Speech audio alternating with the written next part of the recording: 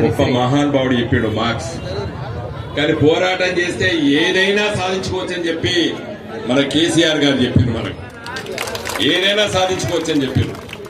తెలంగాణ వచ్చేది కాదు సచ్చేది కాదని చెప్పి ఆ రోజు పెద్ద పెద్ద రాజకీయ పార్టీలు చెప్పినాయి. గులాబీ జెండా పుట్టించిన వాళ్ళు నేనొక్కని. పోరాటం చేస్తే ఇదే విధంగా ఈ ఉద్యమ స్ఫూర్తిని మన జేఏసీ నాయకుల ద్వారా ఇది ముందుకు తీసుకెళ్తే ఈ డంపింగ్ యార్డు రాదు అని చెప్తున్నా. నేను రాదు అని చెప్తున్నా. ఆ రోజు తెలంగాణ వస్తా అని చెప్పి ఎట్లా కేసీఆర్ చెప్పిండో ఇలా మీ డంపింగ్ యార్డు కూడా రాదు. ఏది రాదు? రాదు. నినాదం ఏంటి? Dumping yard, pumping yard. ఎందుకంటే ఇప్పుడే మిత్రులు నాకు చూపించారు. మీకు అందరు కూడా తెలుసో తెలియదో నాకు తెలియదు. ఇప్పటికే సర్కారు రేవంత్ రెడ్డి ప్రభుత్వము టెండర్ పిలిచింది 28 జూన్ ఆఖరి తేదీ. దేనికి? ఏం టెండరు? Dumping yard tender. సర్కారు ఏమైనా పైసా పెడతాదా? పెడతలేదు. ఎవరు పెడతారు మరి? ప్రైవేట్ సంస్థ. ఎవరు పెడతారా? ప్రైవేట్. ఎవరు పెడతలేడు. పెద్ద పెద్ద వ్యాపారవేత్తలు పెడతారు. వాడు పిలిచిండు దీంట్లో టెండర్ పిలిచిండు. ఇలా ఈనాడు పేపర్లో వచ్చింది ఆ టెండర్ డాక్యుమెంట్. నేను ఇప్పుడే చూసాను. ఏమంటాడు దాన్ని? డిజైన్ అంటే వాడే ఎట్లా తయారు చేస్తాడు, ఎట్లుంటది అని డిజైన్ వాడే వేయాలి. తర్వాత బిల్డ్ వాడే కట్టాలి.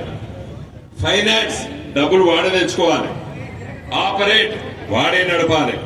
తర్వాత ట్రాన్స్ఫర్ చేయాలి. DBFOT ఇది పిలిచి టెండర్ల కోసం పిలిచిండు పోయిన సంవత్సరం 25. మళ్ళీ పిలుస్తాను. పోయిన సంవత్సరమే కౌశిక్ రెడ్డి గుర్తుండాలే నాతో ఫోన్ చేయించాడు. ఇక్కడ సార్ ఒకసారి ఆర్డీఓ తెలుసుకోండి. అప్పటి ఆర్డీఓ ఏమైతుందని అడిగితే ఇక్కడ క్యాంప్ ఆఫీస్కి వచ్చిన చేస్తే అక్కడి నుంచి ఫోన్ చేసినాం. చేస్తే ఏమొచ్చింది మనకి? ఏం తెలిసింది? ఇక్కడ రామ్కీ అనేటువంటి ఒక కంపెనీ వచ్చి చూసింది. ఏది ఇక్కడ? ఏది నాకు ఇక్కడ కావాలని వాడే చూసుకున్నాడు. చూసుకొని వాడు వేస్ట్ టు ఎనర్జీ అనేటువంటి కంపెనీ, అది రామ్కీ కంపెనీ. వాళ్ళు వచ్చి ఇక్కడ చూసుకొని పెడతాం మేము వరంగల్ కి కరీంనగర్ కి మధ్యలో ఉంటది కాబట్టి ఇక్కడ డంపింగ్ యార్డ్ పెడతామని చెప్పి చూసుకొని పోయినరు. ఆ రోజు ఆర్డీఓ తను మాట్లాడితే సార్ మాకు ఇప్పటికి ఇంకేం తెలియదు అన్నాడు. కానీ ఈ రోజు నేను ఇక్కడికి వచ్చే ముందు మీ హుజురాబాద్ అడుగు పెట్టే ముందు నేను ఇప్పుడున్న ఆర్డీఓ గారితో కూడా మాట్లాడినా. వచ్చే ముందు మరి ఏం జరుగుతుందని తెలుసుకోవాలని నేను ఉత్తగా గాలి మాటలు రేవంత్ రెడ్డి లాగా మాట్లాడాను. నేను ఉన్నది ఉన్నట్టు తెలిసినట్టే మాట్లాడతా. అడిగిన ఏం జరుగుతుంది అని అడిగిన. సార్ ఇక్కడ సర్కారు భూమి ఎంత ఉన్నది, వాటిపైన ఏమైనా కేసులు ఉన్నాయా, సిరిసేప లెవెల్లో సర్వే నెంబర్ ఎన్ని భూములు ఉన్నాయి అని మొత్తం నాకు 125 ఎకరాల లెక్క అడిగారు. నేను రాసి పంపిన తప్పితే నాకు ఏమీ తెలియదు సార్. ఇది వచ్చేదో తెలియదు, సచ్చేదో తెలియదు. నాకు ఇక్కడ సర్కారు హైదరాబాద్ నుంచి అడిగితే నేను రిపోర్ట్ రాసి పంపిన. కలెక్టర్ అక్కడ హైదరాబాద్ పంపిన అన్నాడు. ఈ కంపెనీ కొత్త కాదు. హైదరాబాద్ లో మీకు తెలుసు జవహర్ నగర్ అని ఉంటది. మనం బొల్లారం కచ్చల మన హైదరాబాద్ పోతా అంటే మనం పోతుంటే మన ఎడవసేపు వైపు ఉంటుంది. అక్కడ పోతే దాదాపు 60-70 వేల మంది ప్రజలు సంసారాలు చేస్తున్నారు. వాళ్ళ ముక్కులు పనిచేస్తలేవు. ఏం పనిచేస్తలేవు? అక్కడే ఉంటారు వాళ్ళు. బయటికి పోయి ఇక్కడ పోతే ఏదైనా వాసన చూస్తామంటే వాసన తెలుస్తలేదు వాళ్ళకి. అట్లయిపోయింది బతుకులు. ఎవరు? వాళ్ళంతా పేదవాళ్ళు.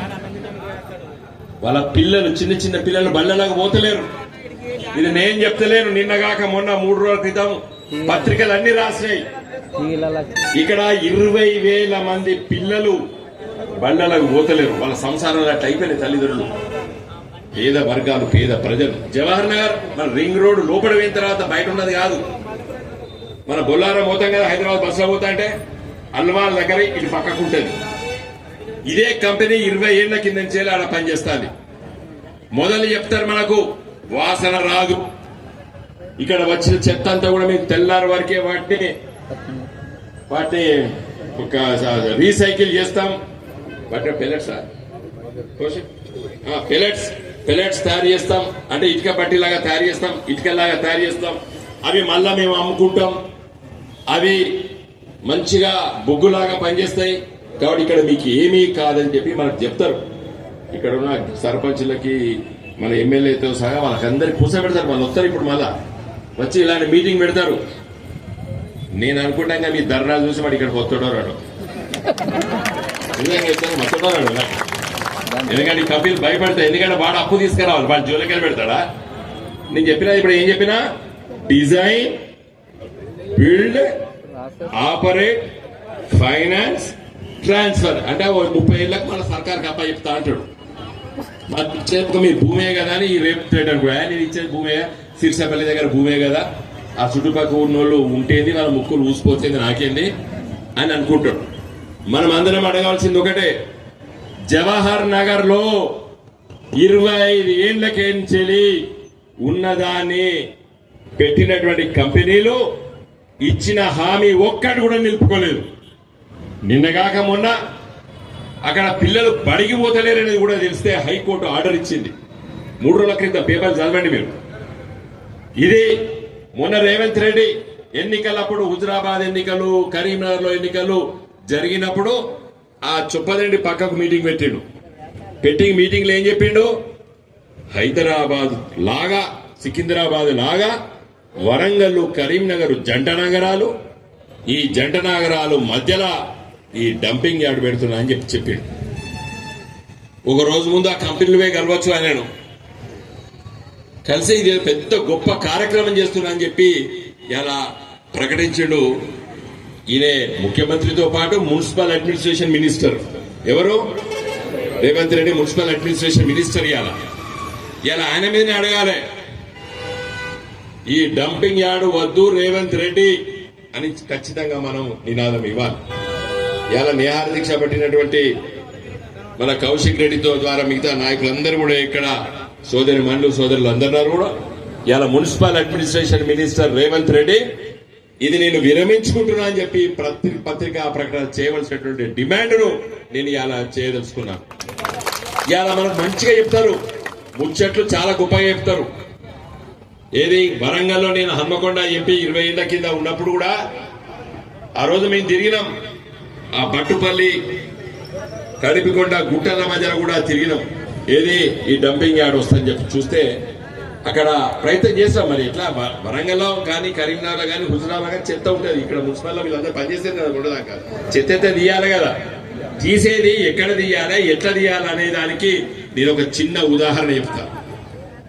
జపాన్ నగరంలో నేను చూసిన, అంటే సర్కార్ సొమ్ము ఖర్చు పెట్టాలి, సర్కార్ సొమ్ము దీనిలో ఖర్చు పెడతలేదు, వాన్నే పెట్టమంటే వాడు అధ్వానంగా దాన్ని కడతాడు. నిజంగా చిత్తశుద్ధి ఉన్నట్టయితే నేను చూసిన పెద్ద పెద్ద దేశాల్లో పట, జపాన్ లో ఉన్న టోక్యో నగరంలో పట, మన బంజారా హిల్స్ ముఖ్యమంత్రి, ప్రధానమంత్రి ఉన్న పక్కకే డంపింగ్ యార్డ్ ఉన్నది. నేను ఇలా ఆన్ రికార్డ్ పత్రికలు చెప్తున్నా. నేను టోక్యో నగరంలో అమెరికన్ ఎంబాసీ పక్కకే డంపింగ్ యార్డ్ ఉన్నది. ఆ రోజు 1-2 గంటలు కాదు, ఒక రోజు మొత్తం తిరిగి చూసిన నేను టోక్యో నగరంలో. అది ఎంత ఖర్చు పెట్టి కట్టినంటే దానికి హై క్రిటికల్ ఎనర్జీతోని మొత్తం ఇట్లా లారీలు ఇట్లా వస్తూనే ఉంటాయి, డంపింగ్ ఆడే పోతూనే ఉంటది. దాని దగ్గర కరెంట్ ఉత్పత్తి చేస్తారు. ఎక్కడో ఆకాశంలో ఒక పెద్ద గుట్ట ఉంటది, కరెంట్ పొగ కూడా అవుపడదు. పొగ కూడా అవుపడకుండా దాన్ని తయారు చేసి మీదికి పంపిస్తారు. అక్కడ ఎక్కడున్నది అది? అమెరికన్ ఎంబాసీ పక్కకు ఉన్నది, ప్రధానమంత్రులు, మంత్రులు దాని పక్కకే డంపింగ్ యార్డ్ ఉన్నది. అలాంటి డంపింగ్ యార్డ్ రేవంత్ రెడ్డి ఇంటి బంగ్లా పక్కకు పెట్టుమని చెప్తాను నేను. పెట్టు, ఖర్చు పెట్టు అంతా. నేను ఎగ్జాంపుల్ ఇచ్చి చెప్తానా, ఉత్త గాలి మాటలు మాట్లాడతలేను. పెట్టదలుచుకుంటే అలాంటి డంపింగ్ యార్డ్ పెట్టాలి. డంపింగ్ యార్డ్ పెట్టకుండా మరి చెత్త అంతా మొన్నదాకా వీళ్ళంతా కార్పొరేటర్లు ఉండే, కౌన్సిలర్లు ఉండే, ఎడబోయాలి, నెత్తి మీద పోసుకోం కదా. ఎందుకంటే మనం కూడా రేపు పరిపాలన చేస్తున్నాం కదా. చెత్తను తీయవలసిందే, చెత్తను విస్మరించవలసిందే, చెత్తను నాశనం చేయవలసిందే. ఎట్లా చేయాలి అనేది ప్రశ్న. నీకు కరీంనగర్ లో కావాలంటే కరీంనగర్ ఊరు పక్క కూడా డంపింగ్ యార్డ్ పెట్టొచ్చు. ఎట్లా? అది వాసన రాకుండా కాల్చే విధంగా నువ్వు ఖర్చు పెట్టాలి. వరంగల్ కావాలంటే వరంగల్ పక్కకే పెట్టాలి. నా దృష్టిలో వరంగల్ చెత్తని 50 కిలోమీటర్లు తీసుకొచ్చి వాడేం పోతాడు ఇక్కడ. నేను చెప్తానా, వాడు లెక్కలు కుదరది. వాడు కేవలం ఈ కంపెనీలన్నీ కూడా చందాలు ఇచ్చే ముందు ఇలాంటి పనులు చేస్తాయి. బ్యాంకుల దగ్గర పోయి అప్పులు పట్టుకొస్తాయి. ఇవన్నీ బ్యాంకులకు చూపించి హుజురాబాద్ దగ్గర సిరిసిల్లలో కరీంనగర్ 3 లక్షల జనాభా, వరంగల్ 13 లక్షల జనాభా, 20 లక్షల జనాభా, ఇంత చెత్త తయారైతుంది, ఈ చెత్తను తీసుకుపోతాం, కరెంటు తయారు చేస్తామని చెప్తే లక్షల కోట్ల రూపాయలు అప్పులు ఇస్తాయి బ్యాంకులు. ఒక వ్యక్తులు, నేను చాలా ముఖ్యమైన విషయాలు చెప్తున్నా ఇక్కడ. ఆ అప్పుల కోసము ఈ పెద్ద మనుషులు చేస్తే చందాల కోసం ఇలాంటి మంత్రులు, ముఖ్యమంత్రులు పనులు చేస్తారు. అర్థమైంది కదా? అలాంటి బ్యాంకులు అప్పులు ఇవ్వడానికి చెప్తారు 13 లక్షల వరంగల్, 4 లక్షల కరీంనగర్, జమ్మికుంట, హుజురాబాద్ కలితే 2 లక్షల జనాభా, మొత్తం 20 లక్షల జనాభా. చెత్త ఇన్ని టన్నుల చెత్త అవుతుంది. ఈ టన్నుల చెత్తనంతా కూడా మేము కరెంటు తయారు చేస్తాము, ఇది తయారు చేస్తాము, అది తయారు చేస్తామంటే బ్యాంకులు అప్పులు ఇస్తాయి. అప్పులు పట్టుకొచ్చి వాడు చేసేది లేదు, సచ్చేది లేదు. చేసేది ఉంటే ఇదే రామ్కీ కంపెనీ జవహర్ నగర్ లో ఎందుకు చేస్తలేదు అని అడగదలుచుకున్నా నేను. హైదరాబాద్ నడి బొడ్డునటువంటి జవహర్ నగర్ లో దళితులు, గిరిజనులు ఇలా వాళ్ళ ముక్కుల వాసన రాకుండా తయారైనటువంటి వాళ్ళ పిల్లలు బడి పోకుండా ఉంటా అధ్వానమైన పరిస్థితి ఇలా జవహర్ నగర్ లో ఉన్నది. హైదరాబాద్ నగరంలో రేపు హుజురాబాద్ నగరాన్ని, జమ్మికుంట నగరాన్ని మరో జవహర్ నగర్ లాగా చేయడానికి ఇలా కాంగ్రెస్ ప్రభుత్వం, రేవంత్ రెడ్డి చేస్తున్నాడని చెప్పి నేను ఆరోపణ కాదు, నేను ఛాలెంజ్ చేసి చెప్తున్నాను. ఆ విధంగా ఆ ప్రయత్నాలు జరుగుతున్నాయి. ఆ ప్రయత్నాల్ని విస్మరించడానికి రాజకీయాలు లేదు. కాంగ్రెస్ పార్టీ నాయకులు రాండి, బీజేపీ నాయకులు రాండి, కూర్చున్నాం ఇక్కడ. నీకు చిత్తశుద్ధి ఉంటే వరంగల్లో, కరీంనగర్ లో, మిగతా నగరాల్లో ఒక బ్రహ్మాండమైనటువంటి వేస్ట్ ఎనర్జీ పాలసీతోని డబ్బులు తీసుకొచ్చి కట్టు. నువ్వు ఈ విధంగా టెండర్ పిలిచినావు. నేను ఉత్తమ ముచ్చడి చెప్తాను, పేపర్ లో వచ్చినటువంటి దాన్నే నేను చదివి వినిపించిన మీకు. నేను design, build, finance, operate, transfer అని చెప్పి శ్రీదేవి ఐఏఎస్ ఆఫీసర్ ఇచ్చినటువంటి టెండర్ నోటిఫికేషన్ చదివి వినిపించిన ఇప్పుడు మీకు నేను. కాబట్టి దయచేసి మిత్రులారా, ఈ ఉద్యమాన్ని కొనసాగించండి. ఇవాళ మన స్థానిక శాసనసభ్యులు కౌశిక్ రెడ్డి నిర్వహిస్తున్నటువంటి ఒకరోజు నిరాహార దీక్షను దిగ్విజయంగా మీరందరూ కూడా కొనసాగించండి. నా దృష్టిలో రేవంత్ రెడ్డి స్పీచ్ మొన్న చెప్పిన కదా, నేనే వినిపించాలి. ఎందుకే వినిపించి నేనే చెప్తున్నాను, ఏం మాట్లాడి మన అదొక పెద్ద సీను. రేవంత్ రెడ్డి చూడబుద్ది వాళ్ళకి మరి ఏం చెప్తా. కాబట్టి దయచేసి మిత్రులారా, మీరందరూ కూడా ఈ నేటి ఈ కార్యక్రమాన్ని దిగ్విజయంగా కొనసాగించండి, దీన్ని ముందు తీసుకెళ్ళండి. మరి ఒకే డిమాండ్ పెట్టాలి కదా జేసీ మిత్రులు. ఏం డిమాండ్ పెట్టారు? రద్దు చేయాలి. మన దూరం గిరం కాదు, మనకి ఇక్కడ హుజురాబాద్ నగరంలో హుజురాబాద్ జమ్మికుంట కోసం పెడితే ఎవరికి ఇబ్బంది లేదు. అర్థమైంది కదండి. మరి మన చెత్త ఎట్లా మన ఇంట్లో పోసుకుంటామా? మన చెత్త కోసం మనం ఆలోచించలేండి. కావాల్సింది ఏంది? నేను చెప్పేది నీకు అర్థం కాలేదు. ఏం చెప్పినా వేస్ట్ ఎనర్జీ మంచిది పెట్టాలి కదా. మరి పెట్టకపోతే చెత్త నెత్తి మీద పోసుకుంటావా? పెట్టేది మంచిగా పెట్టాలి, శిక్షపల్లి కాదు. నేనేం చెప్పినా ప్రధానమంత్రి ఇంటి పక్కకే చూసినా చెప్పానా, అందుకే బంజారా హిల్స్ లో పెట్టమంటాను కదా, అలాంటి రకంది పెట్టమంటానా. అర్థమైందా? అందుకోసం మనం ఏం కావాలంటే ఇప్పుడు సిరిసిల్లలో పెట్టదలుచుకున్నది రద్దు చేయాలి. అది మన డిమాండ్ ఉండాలి. అర్థమైంది కదా? ఈ డిబిఓటి అని పిలిచిన టెండరు, ఆ టెండర్ను రద్దు చేయాలి. పెట్టదలుచుకుంటే ప్రభుత్వ సొమ్ముతో పెట్టాలి. కానీ ఇది కాదమ్మా, అసలే వద్దు. మీకు అర్థమైతే చెప్పే, మీకు కన్ఫ్యూజన్ చేస్తారు, మళ్ళీ మీ దగ్గరకు వస్తారు. తెలుసుకుంటే అంత మంచిది పెట్టాలి, కానీ చెత్త తీసుకొచ్చింది కాదు, వాళ్ళతో చాతన కాదు, అది వాళ్ళతో అట్లా పెట్టేది చాతన కాదు, అయ్యేది కాదు, సచ్చేది కాదు. నేను ఇప్పటి కూడా మీకు చెప్తున్నామా, ఇక్కడ చెప్తున్నా కదా, నేను కౌశిక్ రెడ్డి చెప్పినా రేపు పొద్దున రావే సక్కంగా నేషనల్ గ్రీన్ ట్రిబ్యునల్ ఉంటది, దాంట్లో కేసు వేద్దామని చెప్పిన. ఇప్పుడే నేను మైక్ తీసుకొని వచ్చేది చెప్పిన, వచ్చేది కాదు, సచ్చేది కాదు, మీరు రాసి పెట్టుకోండి. నేను ఉంటా కదా, మా ప్రజలు ఉంటా కదా, ఇది ఎట్లొస్తా చూడము మనము. నేషనల్ గ్రీన్ ట్రిబ్యునల్ అని ఉంటది, దాంట్లో కేసు వేస్తాము. నువ్వు పెట్టలేవు, ఎందుకంటే అమ్మా కొన్ని అడుగుతారు, మేము చేయాలి కదా, అది చేయాలి కదా అంటారు. నువ్వు చేయదలుచుకుంటే ఇక్కడ వేయొద్దు, ఇక్కడ కాదు, ఇక్కడ నువ్వు వరంగల్ కరీంనగర్ నుంచి తీసుకొచ్చి చెత్త మా నెత్తి మీద పోతావా అని చెప్పి మనం గట్టిగా తప్పనిసరిగా అడగవలసిందే. నేను ఇంతకుముందే కౌశిక్ రెడ్డి గారికి చెప్పినా, కంపల్సరిగా ఈ జేఏసీ మిత్రులు కూడా చెప్తున్నా నేను, ఈ మన ఒకటే డిమాండ్ తోని సిరిసెపల్లిలో డంపింగ్ యార్డ్ ను రద్దు చేయాలి, అది ఒకటే నినాదం పెట్టండి మీరు. జై తెలంగాణ. ఒక్క నిమిషం, టీవీలో లైవ్ వస్తుంది అందము.